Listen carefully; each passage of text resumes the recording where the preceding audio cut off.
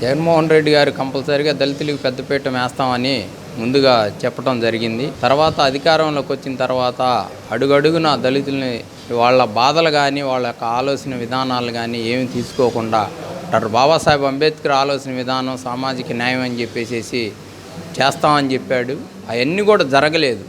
ఈరోజు చూస్తానికి ఉదాహరణకి కోడికత్తి సీను 5 సంవత్సరాల నుండి ఆ పిల్లోడు మగ్గిపోతున్నా కానీ కనీసం సానుభూతిగా అయినా కానీ ఎవరైనా కానీ అడుక్కున్న వాళ్ళు వస్తే కులం చూడరు మతం చూడరు ముద్ద పెట్టి పంపిస్తారే కానీ న్యాయం కోసం ఆ తల్లి బిడ్డలు ఎంతో అల్లాడుతుంటే కోర్టులో బెయిలీయటానికి కూడా జడ్జీలు కూడా భయపడే పరిస్థితి అవుతుంది. రాష్ట్ర ముఖ్యమంత్రి ఏమన్నా ఇబ్బంది పెడతాడేమో, మమ్మల్ని కూడా ఎక్కడన్నా ట్రాన్స్ఫర్ వేస్తారేమో అని చెప్పేసి ఆలోచన విధానానికి గురైపోయి ఎవరు కూడా మాట్లాడలేని పరిస్థితి అవుతుంది.